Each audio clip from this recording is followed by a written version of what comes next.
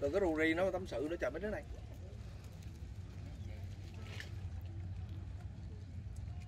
Quý vị và các bạn thân mến, các đội chơi thân mến, những câu hỏi của ngày hôm nay thật ra nó cũng không có quá khó đâu, các bạn đừng quá lo lắng.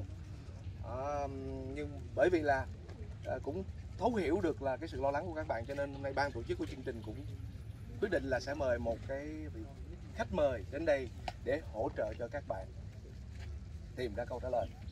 Và hôm nay sẽ được giới thiệu với quý vị và các bạn, đây là khách mời đặc biệt của thử thách ngày hôm nay, hái nho du lịch, bạn Đàn Vương Huyền Trân. Xin chào anh và tất cả các bạn chơi. Em là Đàn Vương Huyền Trân, là thuộc top 45 của Hoa hậu Hoàng vũ Việt Nam 2022. Em rất vui khi được là khách mời đến tham dự chương trình ngày hôm nay ạ.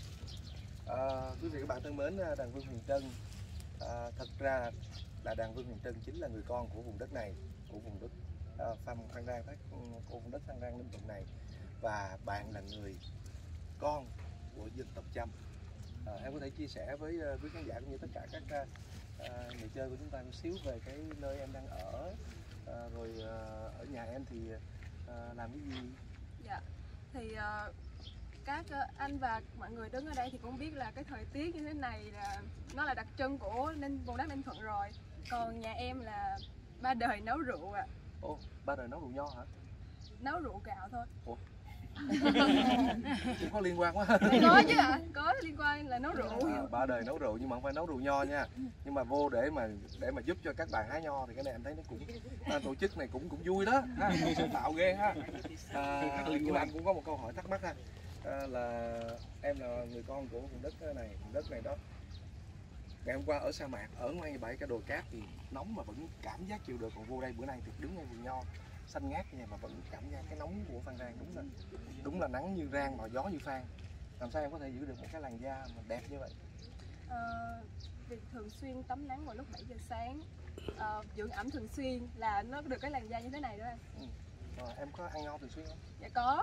Rồi nho cũng là một bí quyết giúp cho mình giữ làn da. Dạ đúng. Đẹp giống như là bạn Đàn Vương Huyền Trân đúng không nào? Rồi, như vậy thì chúng ta cố gắng hái thật nhiều nho và lát nữa chúng ta cũng sẽ ra mang về nhà mình mỗi người một cần xé nho. Đó là. Rồi bây giờ thì chúng ta đi vào các câu hỏi của chương trình ngày hôm nay. Và trong lúc thì Coleman đưa ra hình ảnh địa danh thì bạn Huyền Trân sẽ là người gợi ý cho các bạn câu trả lời đúng. Và các bạn phải nhớ là các bạn phải nói chính xác tên địa danh nha. Ví dụ như tên địa danh ở đây là Đại Nội Huế chẳng hạn, thì các bạn phải nói chữ Đại Nội Huế, chứ các bạn không thể nói là Kinh Thành Huế là bất cứ một cái thứ gì khác, phải đúng từ. Rồi chúng ta sẽ có 10 giây với sự trợ giúp của bạn Huyền Trân. Có nghĩa là các bạn sẽ phải trong vòng 10 giây các bạn có thể đưa ra rất nhiều đáp án, ví dụ Huế, rồi Đại Nội, hay là gì đó, cung điện hay gì, nói tóm lại là hoặc là Lăng Bảo Đại hay Tự Đức gì các bạn. Nhưng mà chốt cuối cùng hết 10 giây thì cái đó là đáp án cuối cùng, mình thống nhất vậy. Hiểu chưa? Có nghĩa là trong 10 giây các bạn có thể đưa ra 10 đáp án cũng được, nhưng cái đáp án bạn chốt cuối cùng thì đó là chị không, ý là chị đưa ra nhiều đáp án, chỉ cần có một cái đáp án chính xác thì chị bấm thôi rồi. Rồi bạn có thể đưa ra nhiều đáp án nhưng mà đáp án chính xác thì bạn sẽ được cho qua. Quá dễ đúng không nào? Như vậy là 10 giây mình nghĩ các bạn nói nhanh có thể được 10 đáp án. Rồi, các bạn sẵn sàng chưa? Dạ sẵn sàng. Rồi. Mình đổi vị trí. Sẵn sàng siêu thế. Siêu. Sẵn sàng siêu. Siêu thế. Máy chạy chưa? Máy vẫn đang chạy. Bây giờ Phương Anh bước lên đây hả? Hay Phương Anh đứng đó luôn? Phương Anh đứng đó nhìn thấy. Thôi mình cứ lấn tới mình xem sau rồi thấy cái hình của mình là được á. Rồi ok. Giờ anh Hô bắt đầu em bấm. Rồi anh Hô bắt đầu, các em bước lên nha. Rồi. Nào. Bắt đầu.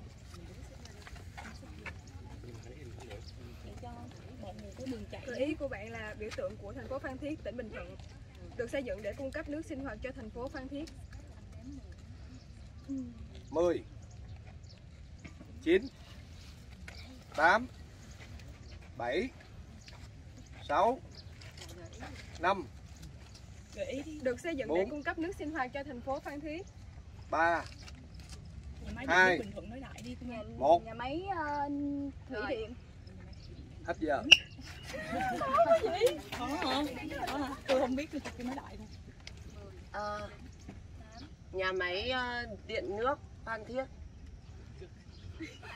Sai. Tại đây. Thử cái bút. Là biểu tượng của thành phố Phan Thiết, tỉnh Bình Thuận. Được xây dựng để cung cấp nước sinh hoạt cho thành phố Phan Thiết. 10, 8, 9, Thủy đài. 8, Chưa chính 7, xác. chưa chính xác. Cái người khác không được qua hình. Nhà máy nước Phan Thiết. Nhà máy nước Bình Thuận, nhà máy nước Bình Thuận có 10 giây mà. Thủy đài. 7, Nhà máy thủy điện. 3. Nhà máy thủy điện Phan Thiết. Nhà máy thủy điện Bình Thuận. Chưa. Không được qua hình nữa. Được xây dựng để cung cấp nước sinh hoạt cho thành phố Phan Thiết. Nhà máy nước sinh hoạt. Nhà máy. Nhìn cái hình dáng của cái hình nha. 3, 2, 1. Ủa không được qua hình hả? Trời đất ơi. Là biểu tượng của thành phố Phan Thiết, tỉnh Bình Thuận. Nhà máy nước sạch Phan Thiết. Hết một lượt người đi. Nhà máy nước sạch. 1. Nhà máy nước Bình Thuận. Hồi nãy có một cái đáp án gần chính xác là thủy đài rồi đó mọi người. Thủy đài Bình Thuận. Thủy đài Phan Thiết. Nói lại đi Nguyên. Tượng đài. Được xây dựng để cung cấp nước sinh hoạt cho thành phố Phan Thiết. 4, 3, Tượng đài. 1. Tượng đài dưới nước. Tượng đài dưới nước. Thủy đài Phan Thiết là không đúng à? Chính xác là thủy đài. Thủy đài Phan Thiết đi sao? 4, Hồ nước Phan Thiết. 3. Vòi phun nước. Gần chính xác là thủy đài. Thủy đài là đúng rồi. Thủy đài. Hết giờ. Mọi người hãy nghĩ tới hình dáng của thủy đài đi ạ. 8, Hình dáng của Thủy đài cổ Phan Thiết. Thủy đài hình sinh dáng nó hoạt. có liên quan tới cái gì không ạ? Tháp thủy đài Phan Thiết. Tháp thủy đài. Gần đúng. Tháp thủy đài sinh hoạt Phan Thiết. Gần đúng rồi. Đúng rồi đó mọi người. Không. chưa. Tiếp. Tháp đài cổ. Dạ. 10, Tháp thủy đài. Cổ chưa? Tháp thủy đài. 7, Tháp thủy đài Phan Thiết. Sai. Phan Thiết thủy đài. 4, Tháp thủy đài Ninh Thuận. Phan Thiết thủy đài nói thử đi. Phan Thiết thủy đài. Đúng. Rồi,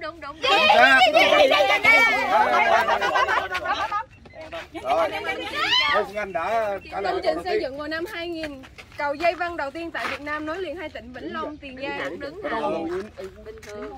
Cầu Mỹ Thuận. Đúng chính xác. Rồi đúng rồi mình phải chờ cho bác đồng hồ. Lần này rất là Chào, chào. Hồ Hoàng Kiếm. Ngồi xuống cho, ngồi xuống Rồi cho. đi. Ngồi xuống ghế kìa, ngồi xuống ghế kìa. Cái gì vậy? Tới mình là Là một địa danh tại Phú Yên, lấy cảm hứng từ gành đá đĩa nằm tại quảng trường Nghinh Phong. 10, Kìa đá đĩa. 9, Quảng trường Ninh Phong 8, hả? 7, Nằm gần tại quảng trường Nghinh Phong. 6, Tượng đài Ninh Phong. 4, Tượng đài gần đá đĩa. 2, Nhìn vào cái hình dáng của nó, Nhìn vào cái hình dáng của nó nha mọi người. về sức khỏe. Cái hình dáng cao như vậy là một cái gì? 10, nằm tại quảng trường Nghinh Phong. 8, Hoàng Đại Thạch. 6, 5, 4, 3, 2, 1. Cho thêm một ví dụ nữa được không ạ? Cho thêm một ví Cho dụ thêm một cái hình nữa đi. Nhìn vào cái hình dáng của nó. Dựa vào cái hình dáng của nó. 8, Rồi em 7, đọc lại cái 6, 5, Tháp gần đá đĩa hả? Nằm tại quảng trường Nghinh Phong. 2, 1. Nằm tại quảng trường Nghinh Phong. hình dáng Hình dáng dựa vào hình nè. dáng. Hình dáng giống cái gì? Tại vì Tháp. Chín, Tháp. Nằm tại quảng trường Nghinh Phong. 7, Tháp 6, Quảng Trường Ninh Phong. chưa chính xác. Gần đúng. Tượng đài tháp đôi Quảng Trường Ninh Phong. đúng gì? Sai. Tiếp gần đúng rồi nha mọi người. Gần Cái đúng, nào gần đúng. Tháp là đúng nè. Đôi. Tháp Tháp là đôi đúng, Ninh tháp là Phong đúng. thử đi. 10, Tháp 9, đôi Ninh Phong có Tháp đúng. đôi Ninh Cái Phong. tháp nằm tại quảng Sáu, trường Nghinh Phong. 5, Hoàng Đại Thạch. 3, 2. Tháp đôi Ninh Phong nói lại đi. Nằm tại quảng trường Nghinh Phong. Ghi Phú Cường chắc hôm nay Tháp không có Nghinh cơ hội Phong. hái nhau. Tháp Nghinh Phong. Tháp Nghinh Phong. Đúng. Dạ, Cầu Đồng Đà Nẵng. Cầu Rồng Đà Nẵng, tấm luôn rồi. Ủa gì vậy? Cầu có 6 bản 12 nhịp biểu tượng của Huế. Nhưng lại nổi tiếng tại Hà Nội với bóng kem. Cầu Tràng Tiền. Đúng. Đúng. Ủa là sao vậy? Chính thống hồi nãy em là sau lưng. Em sao? Không, anh đi Hải về mà anh mới Hải về. Là địa danh du lịch nghỉ dưỡng nổi tiếng tại Bình Thuận. Hòn đảo nhỏ cách thành phố Phan Thiết 40 km về phía tây. Là tên của địa danh này gồm 2 từ đều có nghĩa là một loại gia cầm quen thuộc. Gia cầm quen thuộc. Cây gà. Hồi nãy cái câu đó là em chưa trả lời mà mọi người em còn lượt kia hả? Anh trả lời rồi anh chưa? Cây gà hả? Chưa chính xác. Muối trái gà. Đúng. Mầm cho em. Đúng cái này Đúng. Trời ơi. Em Ở Bến Thành sao mà dễ vậy? Chặn cái đầu đó. Chậu em đứng ở đây. Đứng ở đây, đứng ở đây. Em không bấm. Chặn cái đường vô. Chợ Bến Thành. Ủa tiếp theo hả? Thành phố Phan Thiết có nguy cơ hai tỉnh Bình Thuận. Cung đường vượt biển nổi tiếng với những đồ du lịch. Em chưa trả lời lần 2 mà. Nhưng mà em nhớ là đây là cung đường mình đã đi qua luôn rồi. Đường song hành của Hàm Thuận Bắc, Sai. Hàm Thuận Nam, Sai. Bầu Cát, Bầu trắng. Bầu trắng. Đúng. Bầu trắng. Gọi là tại Hồ Bán Nguyệt, thành phố Hồ Chí Minh. Cây cầu này không có phương tiện qua lại mà chỉ có người đi bộ. Cầu ánh sao. Đúng. Được quyền nhắc vào đội bà. Những ngôi chùa cổ kính nổi tiếng ở xứ Huế được xây dựng Chùa Thiên Môn. Chùa Thiên Môn.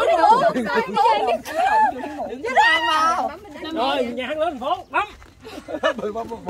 một biểu tượng. Nhà hát có thành lớn anh nói rồi mà. Một biểu tượng của Hà Nội.